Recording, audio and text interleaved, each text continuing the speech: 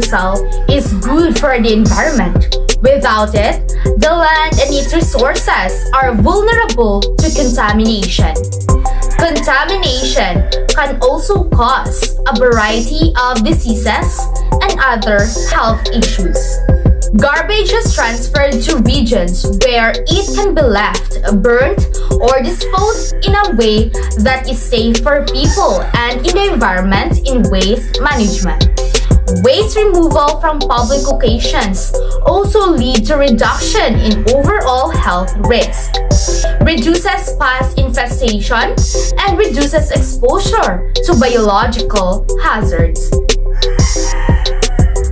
Hi everybody, this is Ginny and I will give you the advantages and disadvantages of the different methods of waste disposal and some examples of the solid waste management.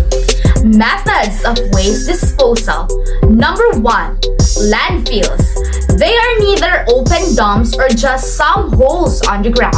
The basic landfill only involves the covering of solid waste with soil. Its advantages are landfills are in the excellent energy source. Modern landfills are eco-friendly, keep cities, towns, and districts clean, keep hazardous waste segregated.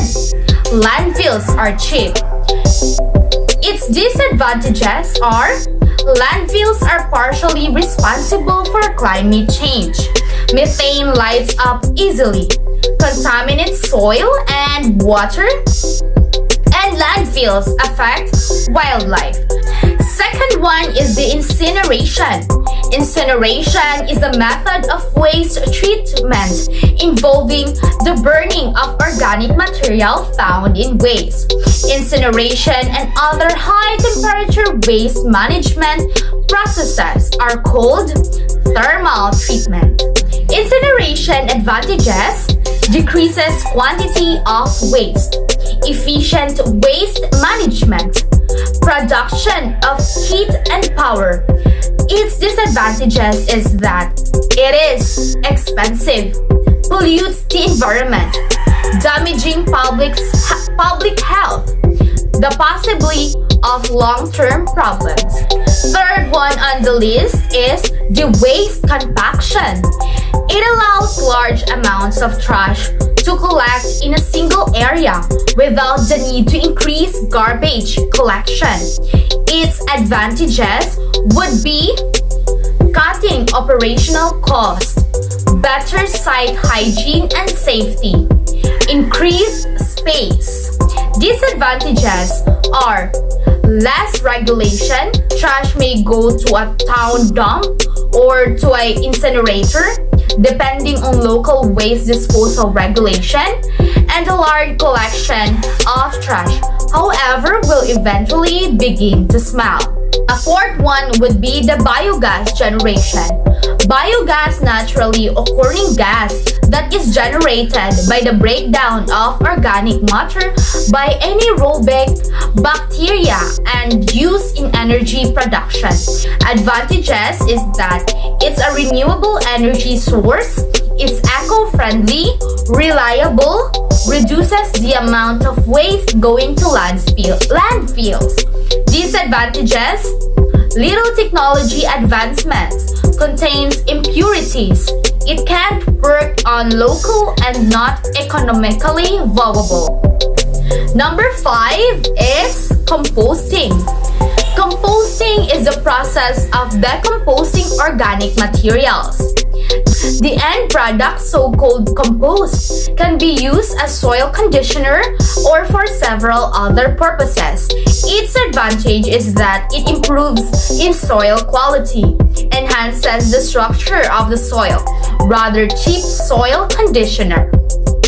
Its disadvantage would be requires initial investment.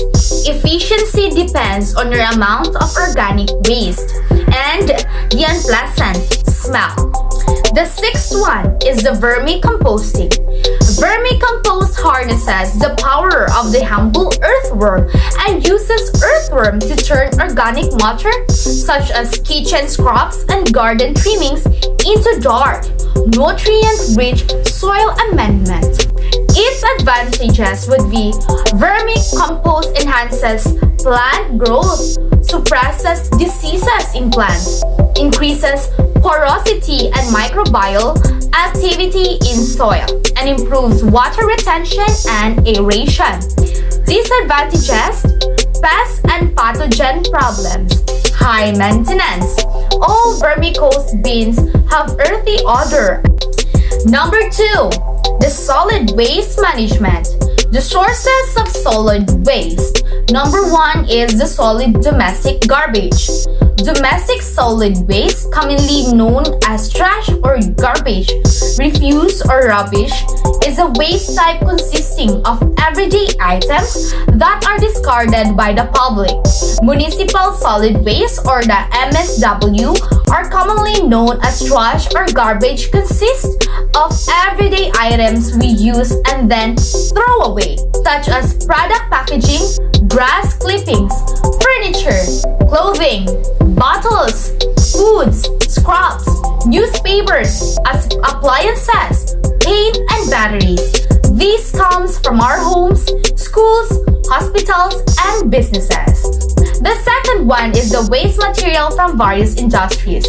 Industrial waste is defined as unwanted or residual materials that result from industrial operations. Examples: waste tires, septage, scrap metal, latex paints, furniture and toys, garbage, appliances and vehicles, oils and antifreeze.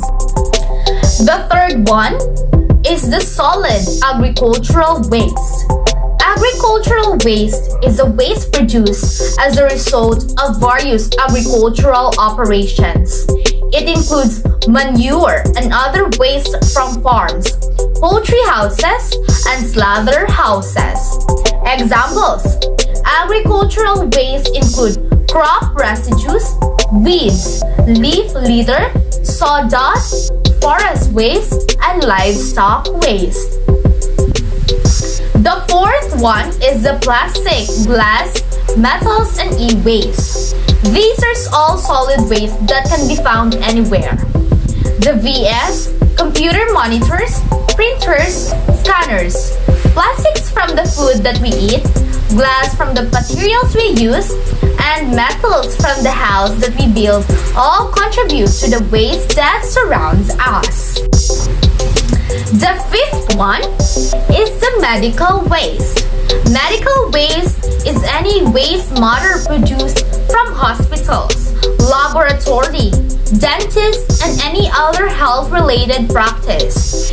Examples: paper towels or wipes contaminates, gloves used in procedures, syringes without needles, syringes with needles or sharp objects, bandages or dressings with small amount of dry blood or fluid.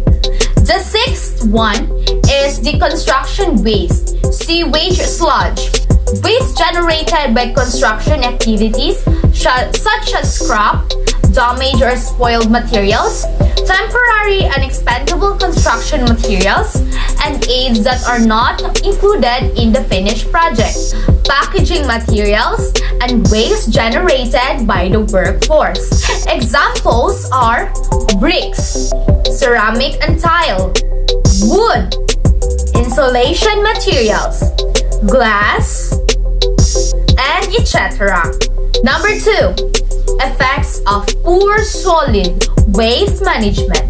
An inefficient municipal solid waste management system may create serious negative environmental impacts like infectious diseases, land and water pollution, obstruction of drains, and loss of biodiversity.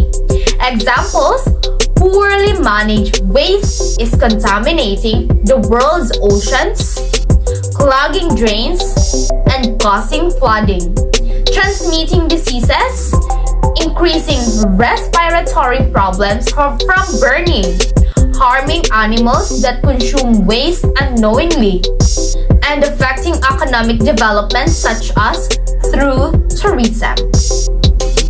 Fortunately, there is still so much work to be done, and we are still far from success when it comes to waste management. As the member of the community, we should take the initiative to practice it at home, in school, and in your town or city to help make our community clean, green, and more sustainable.